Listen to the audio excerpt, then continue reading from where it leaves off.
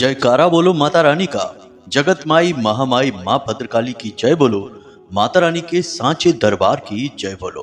तो मिथुन राशि वालों, आप सभी का बहुत बहुत स्वागत है मिथुन राशि भिंड यूट्यूब चैनल में। बंधुओं, फरवरी के इस महीने में पानी में मिलाकर पी लेना ये दो चीजें इतनी अधिक शक्तिशाली हैं कि इस फरवरी के महीने में, जो राहु का महीना है, आपको रातों रात करोड़पति बना देंगी। जी हाँ बंधुओं, ये दो चीजें लक्ष्मी को आपकी ओर ऐसे खींच कर लाएंगी जैसे कि चुंबक लोहे को खींच कर लाता है। लेकिन सबसे बड़ी बात यह है कि आपके जीवन में जो समस्याएं हैं, बाधाएं हैं, कष्ट हैं, जिनकी वजह से आप दिन रात सो नहीं पाते हैं, चैन से रह नहीं पाते हैं, आपकी चिंताओं के जो कारण हैं वे सब एक झटके में समाप्त हो जाएंगे। याद रखना कि इन दो चीजों का सीधा संबंध राहु से है, और राहु ऐसा ग्रह है जो रातों रात जीवन में परिवर्तन लेकर आता है। जैसे कि कहावत कही जाती है कि रातों रात करोड़पति बन जाना या छप्पड़ फाड़ कर धन दौलत आ जाना, ये सारी कहावतें राहु को लेकर ही बनी हुई हैं। तो अब आपकी बारी है, जब आप राहु से जुड़ी इन दो चीजों का प्रयोग करके राहु की 100% शक्ति को अपने लिए प्रयोग कर पाएंगे। और राहु जब आपके पक्ष में होगा तो आपके जीवन से सबसे पहले नकारात्मकताओं को हटा देगा। याद रखना कि राहु एक ऐसा ग्रह है जिसकी बुद्धिमानी और चतुराई की कोई सीमा नहीं है। एक राक्षस होते हुए भी देवताओं को मूर्ख बनाकर इस राहु ने अमृत पान कर लिया था, और ग्रहों के राजा सूर्य देवता को भी ग्रहण लगाने का दम रखता है राहु। तो अब यहीं से राहु की शक्ति का आप अंदाजा लगा सकते हैं।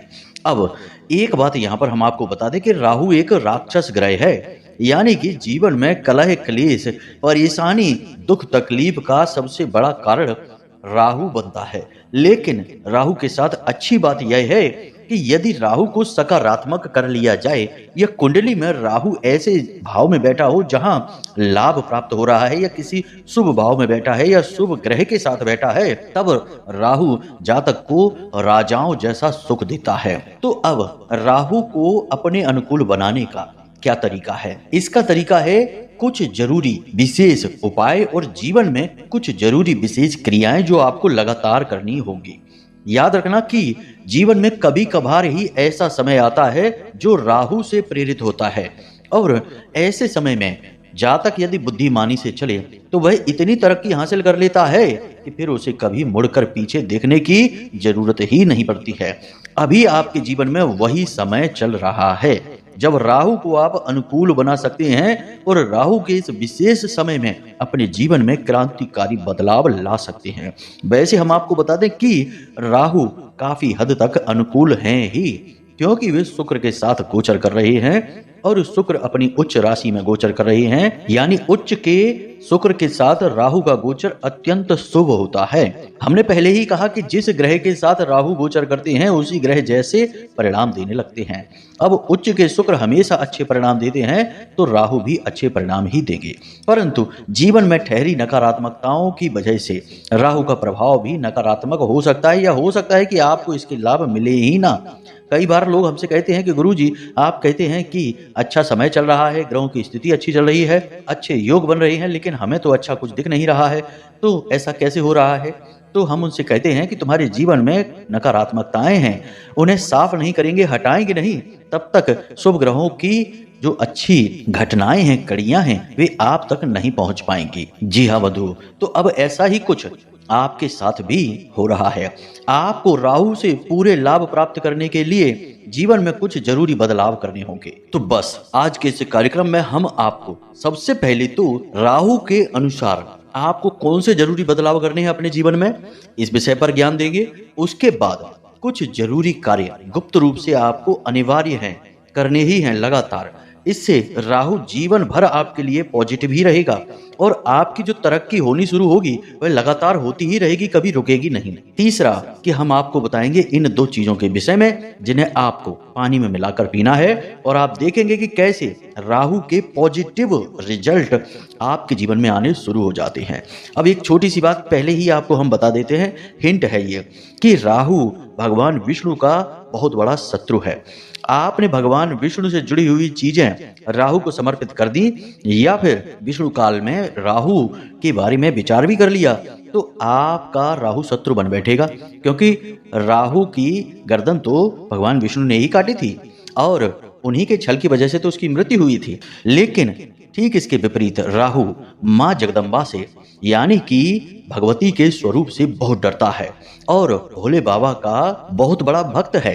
कहने का मतलब यह है कि हमारे शास्त्र हमें स्पष्ट तौर पर यह बताते हैं कि किसी ग्रह से पूरा लाभ लेने के लिए क्या करना है क्या नहीं करना है, और इसी के आधार पर बनते हैं उपाय जो शास्त्रों में वर्णित होते हैं। हम आपको जो बातें बता रहे हैं, जो भी ज्ञान की बातें आगे बताने वाले हैं, वे सब शास्त्रीय पद्धतियों पर आधारित हैं, शास्त्रों से ही ली गई हैं। हम कोई भी अशास्त्रीय मनगढ़ंत बात कभी बताते ही नहीं है, यह हमारे लिए पाप है। हम माई के साधक हैं, माई की सेवा में रहते हैं, उनके ही चरणों में पड़े रहते हैं, और हम जो भी कुछ कहते सुनते हैं उसमें कहीं ना कहीं माता रानी का प्रभाव, उनकी अनुभूति, उनकी कृपा होती ही है। तो हम यह कोशिश करते हैं कि हमारे मुख से कोई भी ऐसी चीज ना निकले जो कि अनर्गल हो, प्रलाप हो और समय की बर्बादी हो। उम्मीद करते हैं कि यहाँ तक आपको सारी बातें समझ में आ गई हैं। अब यदि आपको सचमुच में अपने जीवन में कुछ बड़ी बदलाव लेकर आने हैं, समस्याओं से मुक्ति प्राप्त करनी है, छुटकारा प्राप्त करना है और एक नई दिशा में आगे बढ़ना है जहां केवल खुशियां ही खुशियां हैं, स्वर्ग जैसा जीवन है, तो आज आपको इस कार्यक्रम को अंत तक देखना ही होगा, हर हाल में देखना होगा। आपने अगर आज इस कार्यक्रम को छोड़ दिया तो हम आपसे कहते हैं कि यह आपके जीवन की सबसे बड़ी भूलों में से एक होगी और इसकी कीमत आपको जीवन भर चुकानी पड़ेगी। तो अब ऐसी भूल नहीं करना है, कुछ समय निकालिए, पूरा ध्यान अपना इधर लेकर आइए और कार्यक्रम को ठंडे दिमाग के साथ देखिए, समझिए, जरूरत पड़े तो कॉपी पेन लेकर बैठिए। कुछ बातों को आपको नोट भी करना पड़ सकता है, नहीं तो बाद में आप भूल जाएंगे, फिर हमें फोन करके कहेंगे कि गुरुजी आपने क्या कहा था, हमें समझ में नहीं आया या हम भूल गए। तो कार्यक्रम को पहले अच्छी तरह से देख लो। हम कार्यक्रम थोड़े लंबे इसीलिए बनाते हैं कि हर बात को हम बहुत विस्तार से अच्छी तरह से यही समझा देते हैं। कोई प्रश्न उठने का मन में कोई सवाल ही नहीं होता है, फिर भी अगर कोई जरूरी प्रश्न उठता है या कुछ हमसे चूक हो गई, कहीं गलती हो गई, कुछ ना बता पाए हो, तो आप फोन लगा सकते हैं, कोई समस्या नहीं है। तो चलिए बंधु, उम्मीद करते हैं कि आप यहाँ तक सारी बातें समझ चुके हैं, अब कार्यक्रम में अंत तक अवश्य ठहरेंगे। तो चलिए आज के इस विशेष और बेहद ही शुभ कार्यक्रम की शुरुआत करते हैं। महामाई को याद करते हुए कमेंट बॉक्स में पूरे भक्ति भाव के साथ लिख डालिए, जय मां भद्रकाली कृपा करो। महामाई निश्चित तौर पर आपके ऊपर कृपा करेगी और आपका जीवन बदलेगा, हमें पूर्ण विश्वास है। इसी के साथ साथ यदि आप आज इस कार्यक्रम पर पहली बार आए हैं तो यह आपका बहुत बड़ा सौभाग्य है। माता रानी खुद आपको खींचकर, आपका हाथ पकड़कर यहाँ लेकर आई हैं, क्योंकि अब आपके दुखों का अंत होने वाला है। यह ज्ञान, यह जो कार्यक्रम है, यह सब कुछ माई के धाम से प्रसारित हो रहा है और इसमें शुद्ध धार्मिक बातें हैं, कोई अनर्गल प्रलाप नहीं है। जीवन को बदलने वाला ज्ञान है। हजारों लाखों लोगों के जीवन को इस कार्यक्रम के माध्यम से बदला गया है और आगे भी बदलता रहेगा यह जीवन। तो बस अब आपकी बारी है। तो बस आपको करना यह है कि इस चैनल को अभी इसी वक्त सब्सक्राइब कर लीजिए, परिवार के हिस्से बन जाइए। आगे भी आपको हमारी जरूरत पड़ेगी, हम आपकी सेवा में हमेशा तैयार रहेंगे, क्योंकि हमारा उद्देश्य है जनता के दुखों को दूर करना, महामाई की कृपा से, उनके आदेश अनुसार। तो चलिए जल्दी से चैनल को सब्सक्राइब करिए और कमेंट बॉक्स में लिख दीजिए कि मैं भी माई के परिवार का हिस्सा हूं। ऐसा लिखते ही हमें बहुत अच्छा लगेगा, हमें पता चल जाएगा कि हमने माई के इस परिवार को और बड़ा बना दिया है, इसमें कुछ नए बालक बालिकाएं और जोड़ दी हैं। तो चलिए बंधुओं, जल्दी से चैनल को सब्सक्राइब करके कमेंट बॉक्स में लिख डालिए कि मैं भी माई के परिवार का हिस्सा हूं। तो बस अब चलिए अपने मूल विषय को प्रारंभ करते हैं। अब ध्यान से सुनिए बंधुओं, अगर आप अब भी सोच रहे हैं कि कुंडली का विश्लेषण कराएं कि नहीं कराएं, क्यों कराएं, क्या जरूरत है कुंडली विश्लेषण कराने की, तो ध्यान से सुनिए। आप इस समय 3 तरीके की स्थितियों में फंसे हुए हैं। एक स्थिति तो यह है कि आपके ऊपर बहुत कर्जा है, व्यापार चल नहीं रहा है, घर में भी क्लेश रहता है, रिश्ते नातों में भी उथल पुथल मची हुई है। तो अब इस स्थिति में आप कैसे फंसे? कोई ना कोई ग्रह था जिसने परेशान किया, तो इससे बाहर निकलने का मार्ग क्या है? कुंडली में छुपा हुआ है, इसलिए कराइए। दूसरा कि आप कुछ जीवन में करना चाहते हैं, निर्णय ले नहीं पा रहे हैं, समझ में आ नहीं रहा है कि क्या करें क्या ना करें, तो इस स्थिति में श्रेष्ठ मार्गदर्शन कौन करेगा? आपके ग्रह, आपकी कुंडली। तीसरा कि आपकी जिंदगी में आपने सब कुछ हासिल कर लिया है, कामयाबी भी हासिल कर ली है, रिश्ते नातों में भी सुख शांति है, परंतु आपके मन में एक बेचैनी है, क्योंकि अब तक शायद आपने वह हासिल नहीं कर पाया जिसके लिए आपका जन्म इस धरती पर हुआ था। यानी कि अपने सही उद्देश्य को आप अब तक हासिल नहीं कर पाए हैं। तो वह उद्देश्य क्या है, क्यों आप इस धरती में, इस संसार में आए हैं, उस उद्देश्य को जानना है। इसको जानने के लिए आपको कुंडली दिखानी है।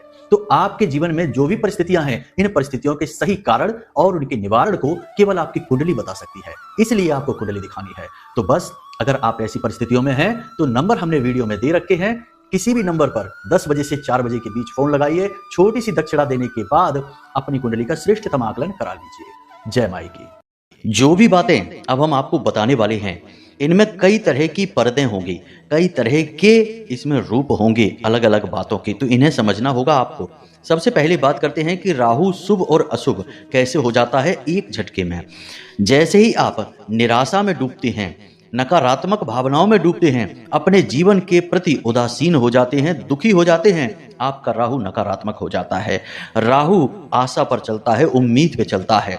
आपके मन में नई उम्मीदें हैं, आशाएं हैं, आशा की एक किरण भी है, तो आपका राहु सकारात्मक है। इसीलिए बड़े बुजुर्ग हमेशा यह बात कहते थे कि उम्मीद कभी नहीं छोड़नी चाहिए, क्योंकि जिसने उम्मीद छोड़ दी उसका राहु तुरंत नकारात्मक हो गया और फिर वह आपको भयंकर नकारात्मक विचारों में डुबा देगा, डिप्रेशन में डाल देगा। और कुछ लोग तो गलत कर्म भी कर बैठते हैं, जिसके बारे में हम बोलना नहीं चाहते हैं, आप खुद ही समझदार हैं।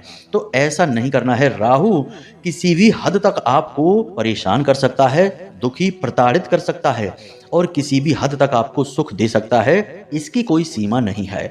तो राहु को नकारात्मक कभी ना होने दें। अपने मन में हमेशा सकारात्मक विचार रखें, हमेशा पॉजिटिव रहें और कुछ अच्छा जीवन में होगा, इस बात की उम्मीद हमेशा बनाकर रखें। अब आप कहेंगे कि हमारे जीवन में तो लगातार कष्ट हैं, घाटे पर घाटा होता जा रहा है, कर्जा बढ़ता जा रहा है, काम धंधे व्यापार चल नहीं रहे हैं और आप कहते हैं कि उम्मीद बनाकर रखिए। कैसे उम्मीद बनाकर रखें? तो बंधुओं, आप खुद ही समझिए।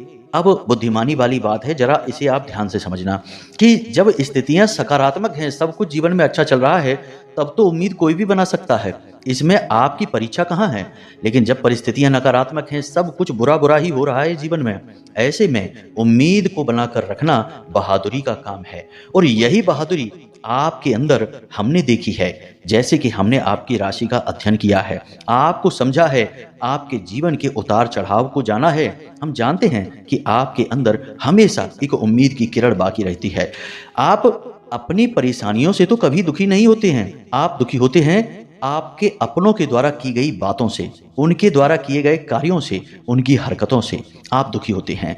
आपके दुख का कारण यह नहीं कि आप परेशान हैं, आपके दुख का कारण यह है कि आपके जो अपने हैं वे आपको हमेशा छलने का प्रयास करते रहते हैं, हमेशा आपका फायदा उठाने की कोशिश करते हैं।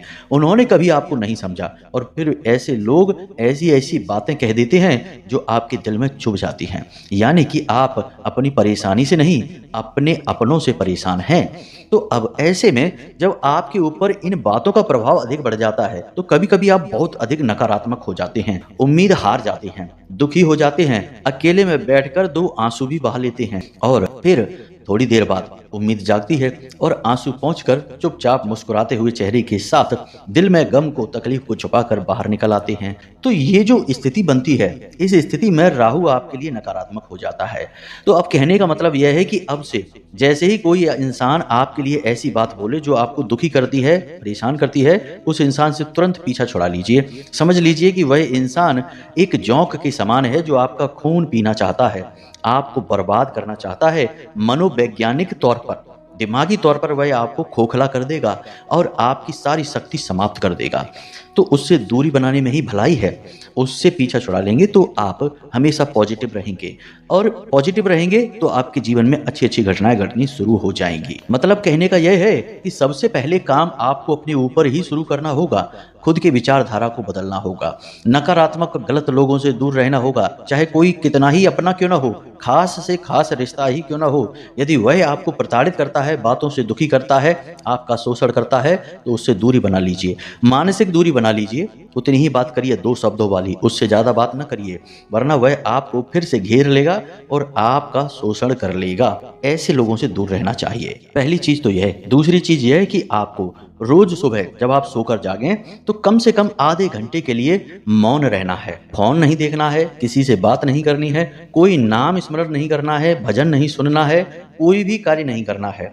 चुपचाप एकांत में एक जगह बैठकर आंखें बंद करके मौन हो जाना है, बैठ जाना है। और अगर सही लगे तो आप अपने घर की छत पर जा सकते हैं, कहीं किसी एकांत जगह पर जा सकते हैं। घर से बाहर जाने की कोई आवश्यकता ही नहीं है, घर में ही, कुछ नहीं तो अपने बिस्तर पर ही बैठ जाइए। सूर्योदय से पहले जागिए, उस समय वैसे भी कम लोग ही जागते हैं तो शांति रहती है।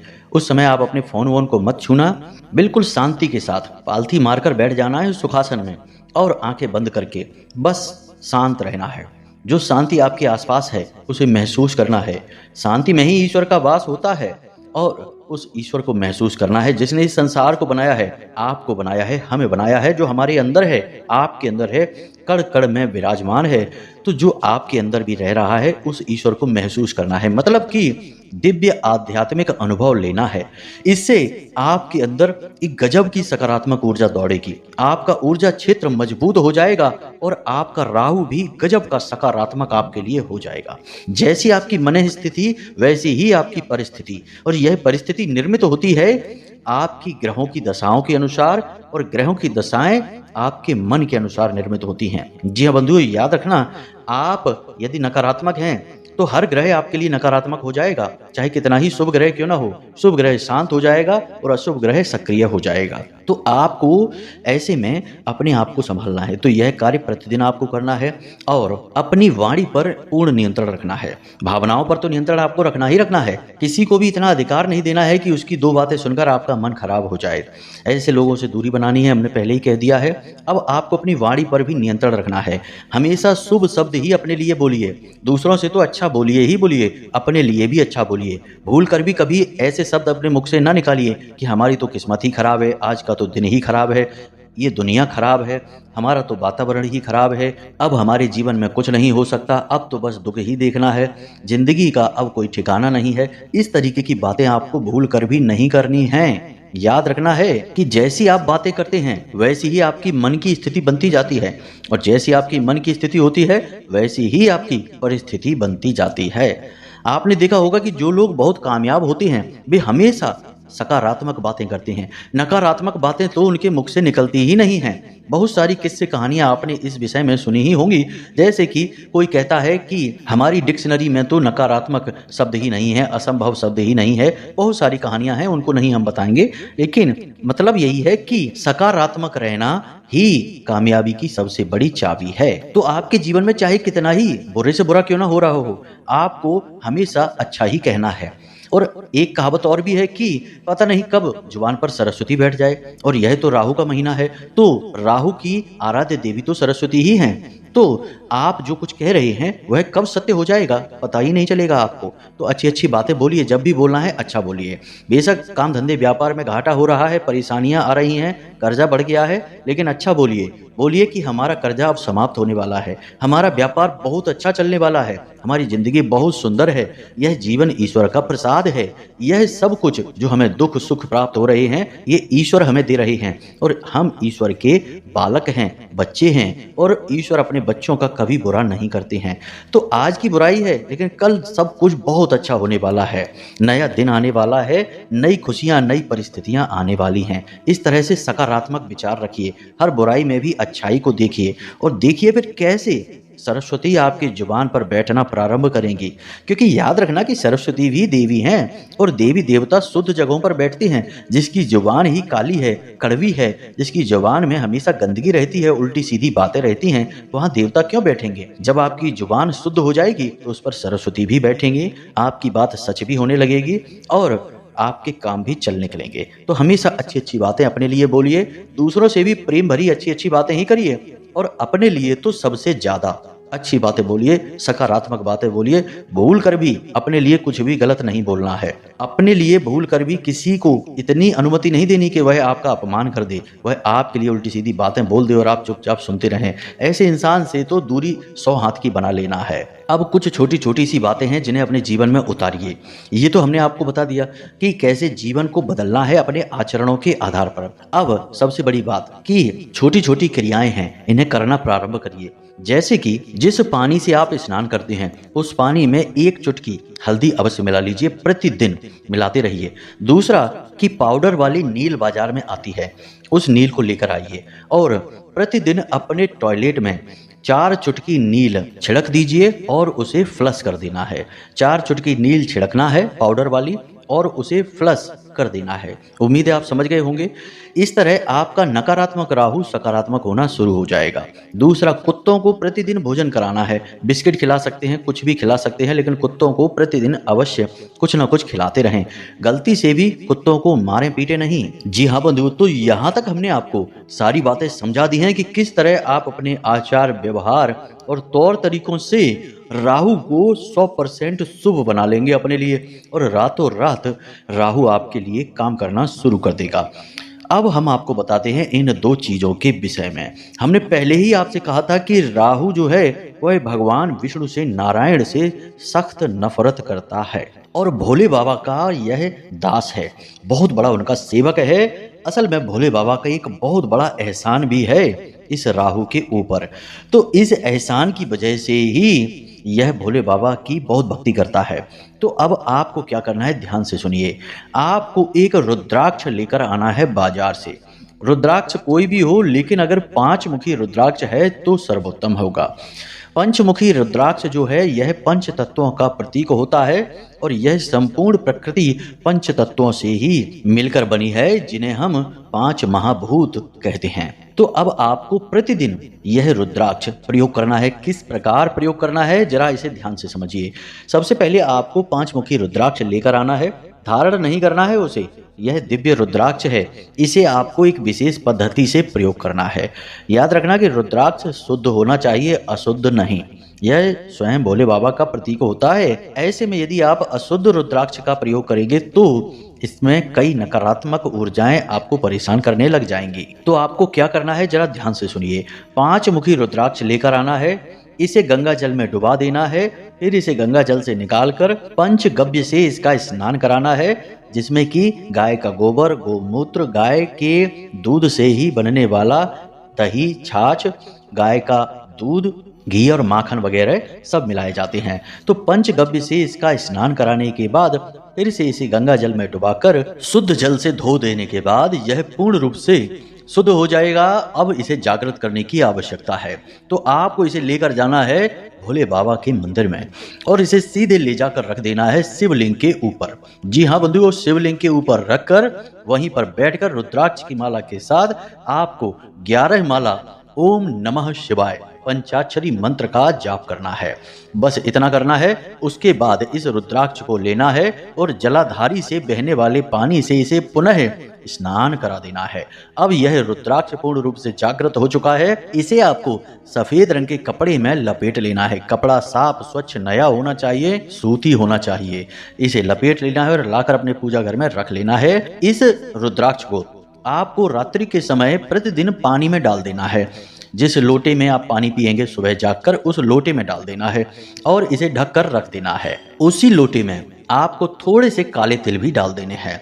थोड़े से काले तिल और एक रुद्राक्ष जो आपने पूर्ण रूप से जागृत किया है, अभिमंत्रित किया है, और शुद्धता के साथ इसे आपको उस जल में डाल देना है। याद रखना कि जिस जल को आप प्रयोग करेंगे, जो पात्र होगा वह पूर्ण रूप से शुद्ध, स्वच्छ होना चाहिए, जूठा नहीं होना चाहिए, धुला हुआ होना चाहिए। और जो जल आप प्रयोग करेंगे वह भी शुद्ध होना चाहिए, जूठा जल नहीं होना चाहिए। अब उस पात्र में जल भरिए, उसमें उस रुद्राक्ष को डालिए, उसमें थोड़े से 1 चुटकी काले तिल डालिए। उसके बाद उसे ढककर रख दीजिए। इस पूरे फरवरी के महीने आपको यही करना है। सुबह सोकर जब आप जागें तो उस लोटे में से पानी को दूसरे पात्र में ले लें और उसे पी लें। उस लोटे को जूठा ना करें, उस बर्तन को जूठा ना करें। उसमें से पानी किसी अन्य बर्तन में ले लें और उस पानी को पूरा पी जाएं। जो रुद्राक्ष उठा है उसे फिर से सफेद कपड़े में लपेटकर अपने पूजा घर में भोले बाबा के फोटो के पास रख दीजिए। और जो तिल हैं उन्हें आप जो आपके घर में बेल पत्र का पौधा है उसकी जड़ में डाल दीजिए। 2-4 तिल होंगे, ज्यादा नहीं होंगे। बस इतना सा आपको करना है। प्रतिदिन पूरे फरवरी के महीने इस पानी को आपको पीना है। आप गजब का चमत्कार महसूस करेंगे। पहले ही दिन जब आप इस क्रिया को करेंगे आपको इसका प्रभाव महसूस होगा। पॉजिटिव एनर्जी आपके अंदर दौड़ने लगेगी और आपके काम बनते चले जाएंगे। जो लोग आपको परेशान कर रहे थे वे तुरंत आपके मार्ग से हट जाएंगे और आपके जीवन में धन लक्ष्मी का आगमन होने लगेगा, परेशानियां कटने लगेगी। बस इतना ही आपको करना है और आपका सौभाग्य खुल जाएगा। जी हाँ बंधुओं, तो सारी बातें हमने आपको विस्तार से समझाई हैं, आपके आचरण व्यवहार से लेकर इस महाशक्तिशाली उपाय तक आपने सारी बातें अच्छी तरह से समझ ली हैं। अब बारी आपकी है कि इन्हें आप प्रयोग करना शुरू करिए। इनके प्रयोग करने की विधि सारी स्पष्ट है, बस आपको अच्छी तरह से विधिवत तरीके से करनी है। तो उम्मीद करते हैं कि सारी बातें आपने समझ ली हैं। अब आप स्वयं अपने जीवन को बदल पाएंगे। करना तो आपको ही है बंधुओं, हमारा काम तो केवल बताना है, बता दिया हमने। अब करेंगे आप तो लाभ भी आपको मिलेगा। तो चलिए बंधुओं, इसी के साथ साथ आज के इस कार्यक्रम को यहीं पर समाप्त करते हैं। हमेशा हंसते रहिए, मुस्कुराते रहिए, सकारात्मक रहिए और महामाई पर अपनी आस्था और विश्वास बनाए रखिए। दिन में एक बार मंदिर अवश्य हो आइए, क्योंकि आपका उद्धार तो वहीं से होना है। तो प्रेम से बोलिए जय माई की जय, मां भद्रकाली। माता रानी आपका कल्याण करेंगी। धन्यवाद।